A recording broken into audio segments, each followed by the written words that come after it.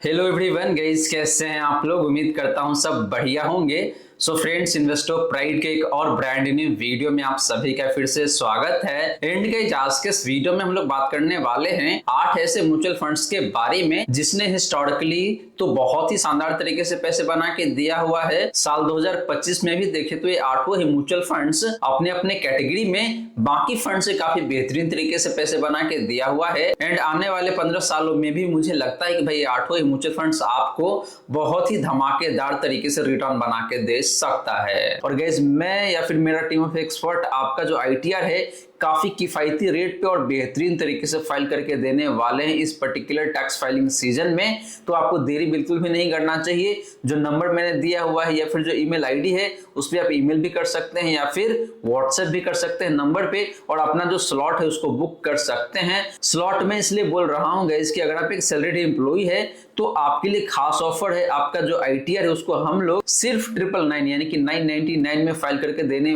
वाले हैं। And guys, ये ऑफर पहले 100 सब्सक्राइबर के लिए ही एप्लीकेबल होने वाला है। तो आपको देरी बिल्कुल भी नहीं करना चाहिए। दिए गए नंबर पे आप मुझे व्हाट्सएप कर सकते हैं या फिर कॉल कर सकते हैं या फिर ईमेल भी कर सकते हैं और अपना स्लॉट बुक कर सकते हैं। तो गाइस, अगर आप साल 2025 में इन्वेस्ट करना चाहते हैं अगले 15 सालों के लिए, इन दैट केस ये 8 ही म्यूचुअल फंड्स आपके लिए बेहद ही शानदार हो सकता है साल 2025 में इन्वेस्टमेंट करने के लिए। लेकिन गाइस, ध्यान रहे आपको 8 के 8 म्यूचुअल फंड्स में इन्वेस्ट नहीं करना है। आपको अल्टीमेटली 4 ही म्यूचुअल फंड्स में जाके इन्वेस्ट करना है अगले 15 सालों के लिए। और गाइस, हाँ, ध्यान रहे इन्वेस्ट करने से पहले आपको खुद भी अपना रिसर्च कर लेना चाहिए एंड अपने फाइनेंशियल एडवाइजर से जरूर कंसल्ट कर लेना चाहिए। तो फ्रेंड्स, बात करें सबसे पहले लार्ज कैप फंड्स के बारे में, तो यहाँ पे 2 फंड्स मैंने लाया है आप सभी के लिए। पहला फंड है आपका HDFC large cap fund, second fund guys आपका Nippon India large cap fund.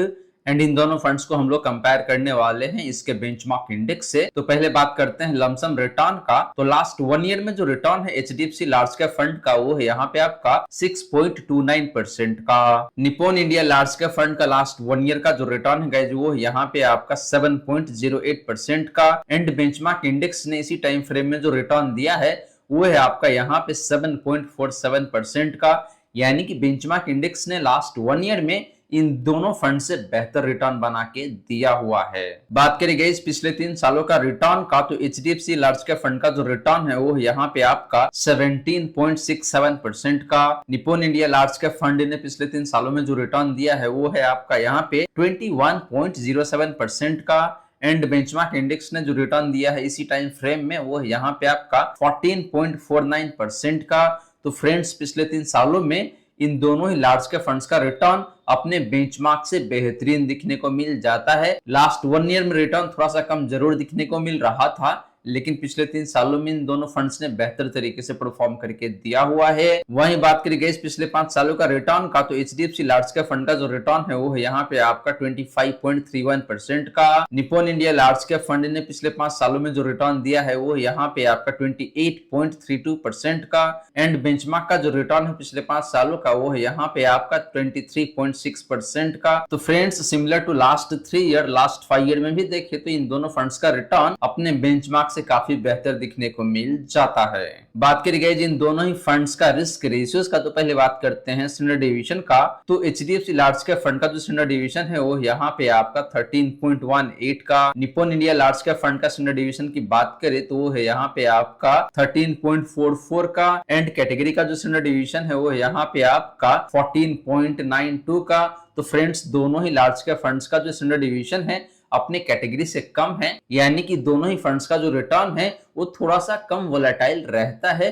तो अगर आप एक ऐसे इन्वेस्टर है जो कि कंसिस्टेंट तरीके से पैसे कमाना चाहते हैं या फिर ऐसे फंड में इन्वेस्ट करना चाहते हैं जो कंसिस्टेंट तरीके से पैसे बना के दे, इन दैट केस ये दोनों फंड शायद आपके लिए काफी बेहतरीन हो सकता है। लेकिन जल्दबाजी करने की जरूरत नहीं है। जान लेते हैं इन दोनों ही फंड्स का शार्प रेशियो। तो एचडीएफसी लार्ज कैप फंड का जो शार्प रेशियो है जो है यहाँ पे आपका 0.76 का। Nippon India large cap fund का जो शार्प रेशियो है वो है यहाँ पे आपका 0.92 का। एंड कैटेगरी का जो शार्प रेशियो है फ्रेंड वो है यहाँ पे आपका 0.51 का। तो वैसे देखा जाए तो यहाँ पे दोनों ही फंड्स का शार्प रेशियो अपने कैटेगरी से तो बेहतर है, लेकिन इन दोनों में देखें तो Nippon India large cap fund ज्यादा बेहतर दिखने को मिल रहा है। लास्टली बात करी गई अल्फा का, तो एचडीएफसी लार्ज कैप फंड का जो अल्फा है वो यहाँ पे आपका 3.51% का, यानी कि इस फंड ने पिछले 3 सालों में अपने बेंचमार्क इंडेक्स को लगभग 3.5% से बीट किया है। Nippon India large cap fund का अल्फा की बात करें तो वो यहाँ पे आपका 5.67% का, एंड कैटेगरी एवरेज का जो अल्फा है जो यहाँ पे आपका 0.45% का। तो गाइस यहाँ पे देखिए तो दोनों फंड्स का अल्फा अपने कैटेगरी से बेहतर है, लेकिन जो Nippon India large cap fund है ये ज्यादा ही बेहतर दिखने को मिल रहा है अल्फा के मामले में भी। तो फ्रेंड्स ये रही बात आपका इन दोनों ही लार्ज कैप फंड्स का लमसम रिटर्न का एंड रिस्क रेशियोज का। एंड ओवरऑल देखे तो यहाँ पे दोनों ही फंड्स काफी अच्छा दिखने को मिल रहा है। हालांकि लास्ट 1 ईयर में दोनों ही फंड्स का रिटर्न अपने बेंचमार्क से खराब है, लेकिन जैसे ही आप बात करते हैं पिछले 3 सालों का या फिर पिछले 5 सालों का,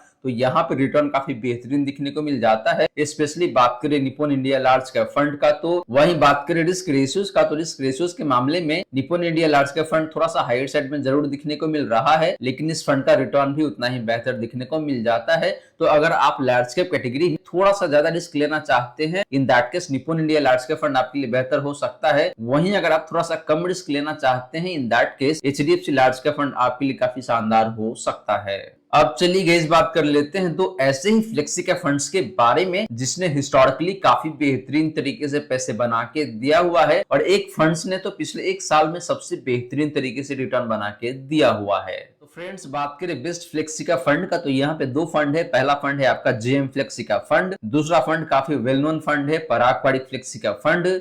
एंड इन दोनों फंड्स को हम लोग कंपेयर करेंगे इसके बेंचमार्क इंडेक्स से। तो लमसम रिटर्न के मामले में देखें तो लास्ट 1 ईयर में जेएम फ्लेक्सी का फंड का जो रिटर्न है वो यहाँ पे आपका 5.12% का, पराग पारिक फ्लेक्सी का फंड का जो रिटर्न है लास्ट 1 ईयर का वो यहाँ पे आपका 14.31% का, एंड बेंचमार्क ने इसी टाइम फ्रेम में जो रिटर्न दिया है वो यहाँ पे आपका 5.51% का। तो फ्रेंड्स लास्ट 1 ईयर में जेएम फ्लेक्सी का फंड का रिटर्न देखे तो अपने बेंचमार्क से भी कम है, एंड पराग पारिक फ्लेक्सी का फंड से भी कम दिखने को मिल रहा है। वहीं बात करें पराग पारिक फ्लेक्सी का फंड का, तो ये फंड काफी शानदार दिखने को मिल रहा है लास्ट 1 ईयर में। एंड फ्रेंड्स आपको बता दूं कि जो पराग पारिक फ्लेक्सी का फंड है इसने अमेरिकन मार्केट में भी इन्वेस्ट किया हुआ है। तो हाल फिलहाल में जो अपने इंडियन मार्केट में गिरावट आई थी, तो इस फंड में गिरावट कम हुई थी।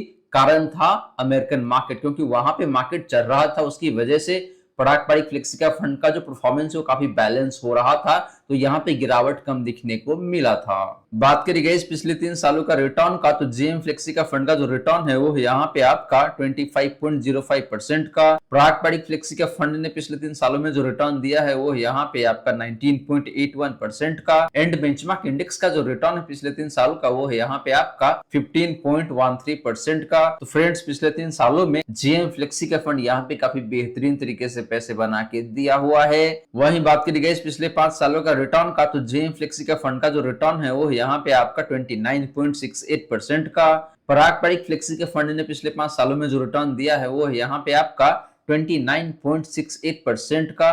तो फ्रेंड पराग पारिक फ्लेक्सी का फंड का रिटर्न जेएम फ्लेक्सी का फंड से बेहतर है पिछले 5 सालों में, एंड बेंचमार्क का जो रिटर्न है पिछले 5 सालों का वो यहाँ पे आपका 25.1% का। तो गाइस पिछले 5 सालों में अनडाउटेडली यहाँ पे पराग पारिक फ्लेक्सी का फंड का return benchmark and JM flexi का फंड दोनों से बेहतर दिखने को मिल जाता है। बात करें फ्रेंड इन दोनों ही फंड्स का रिस्क रेशियोज का, तो पहले बात करते हैं स्टैंडर्ड डेविएशन का। तो जेएम फ्लेक्सी का फंड का जो स्टैंडर्ड डेविएशन है वो यहाँ पे आपका 16.02 का, पराग पारिक फ्लेक्सी का फंड का स्टैंडर्ड डेविएशन काफी लोअर साइड में दिखने को मिलता है और वो यहाँ पे आपका 10.63% का, एंड कैटेगरी एवरेज का जो स्टैंडर्ड डेविएशन है वो यहाँ पे आपका 14.42 का। तो फ्रेंड्स यहाँ पे पराग पारिक फ्लेक्सी का फंड देखे तो काफी बेहतरीन दिखने को मिल जाता है, क्योंकि इस फंड का स्टैंडर्ड डेविएशन काफी कम है, यानी कि इस फंड का जो रिटर्न है वो काफी कम वोलेटाइल रहता है। बात करी गई जिन दोनों फंड का शार्प रेशियो का, तो जेएम फ्लेक्सी का फंड का जो शार्प रेशियो है वो यहाँ पे आपका 0.97 का, पराग पारिक फ्लेक्सी का फंड का शार्प रेशियो है यहाँ पे आपका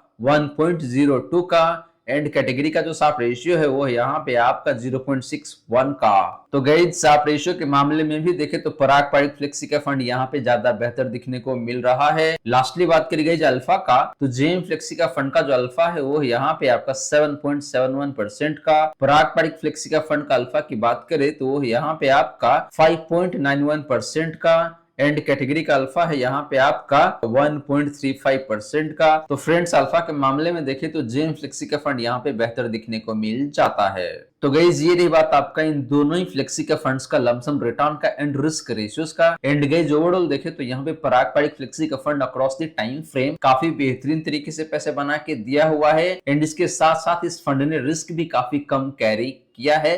तो मुझे लगता है कि भाई यहाँ पे आपको यूनानिमसली पारंपरिक फ्लेक्सी का फंड को चूज करना चाहिए और उसमें जाके इन्वेस्ट करना चाहिए। अब चलिए फ्रेंड बात करते हैं दो ऐसे ही मिड कैप फंड्स के बारे में जिसने अगेन हिस्टोरिकली काफी शानदार तरीके से पैसे बना के दिया हुआ है एंड आने वाले टाइम में भी काफी बेहतरीन पोटेंशियल रखता है पैसे बना के देने का। तो फ्रेंड्स बात करें मिड कैप फंड्स का तो यहाँ पे हमने चूज करा हुआ है पहला फंड आपका Motilal Oswal mid cap fund, second fund है आपका HDFC mid cap opportunity fund and इन दोनों फंड्स को भी हम लोग कंपेयर करेंगे इसके बेंचमार्क इंडेक्स से। तो पहले बात करते हैं लमसम रिटर्न का। तो लास्ट 1 ईयर में Motilal Oswal mid cap fund का जो रिटर्न है वो है यहाँ पे आपका 14.14% का। एचडीएफसी मिड कैप फंड ने लास्ट 1 ईयर में जो रिटर्न दिया है वो यहाँ पे आपका 10.44% का एंड बेंचमार्क इंडेक्स का जो रिटर्न है लास्ट 1 ईयर का वो है यहाँ पे आपका 6.43% का। तो गाइस दोनों ही फंड्स का रिटर्न लास्ट 1 ईयर में अपने बेंचमार्क से तो काफी बेहतरीन दिखने को मिल जाता है। स्पेशली बात करें Motilal Oswal mid cap fund का तो इस फंड का रिटर्न कंपैरेटिव टर्म में ज्यादा बेहतर दिखने को मिलता है। बात करें गाइस पिछले 3 सालों का रिटर्न का तो Motilal Oswal mid cap fund का जो रिटर्न है वो यहाँ पे आपका 27.96% का, ऑलमोस्ट 28% का रिटर्न है। एचडीएफसी मिड कैप फंड का पिछले 3 सालों का रिटर्न की बात करें तो वो यहाँ पे आपका 25.59% का एंड बेंचमार्क का जो रिटर्न है पिछले 5 सालों का वो है यहाँ पे आपका 21.31% का। तो फ्रेंड्स पिछले 3 सालों में भी देखे तो दोनों ही फंड्स का रिटर्न अपने बेंचमार्क से बेहतर है एंड अगेन आपका जो Motilal Oswal mid cap fund इसका return HDFC mid cap fund से भी बेहतर दिखने को मिल रहा है पिछले 3 सालों में भी। बात करी गई पिछले 5 सालों का रिटर्न का तो Motilal Oswal mid cap fund का जो रिटर्न है वो यहाँ पे आपका 38.83% का। एचडीएफसी मिड कैप फंड ने पिछले 5 सालों में जो रिटर्न दिया है वो यहाँ पे आपका 34.39% का एंड बात करें बेंचमार्क इंडेक्स का पिछले 5 सालों का रिटर्न का तो वो यहाँ पे आपका 32.97% का, ऑलमोस्ट 33% का रिटर्न है बेंचमार्क इंडेक्स का पिछले 5 सालों में। तो फ्रेंड्स लास्ट 5 ईयर में भी देखें तो दोनों फंड्स का रिटर्न अपने बेंचमार्क से बेहतर है। स्पेशली बात करें Motilal Oswal mid cap fund का तो इस फंड ने आपको लगभग 39% के आसपास का रिटर्न बना के दिया हुआ है पिछले 5 सालों में एनुअल बेसिस पे।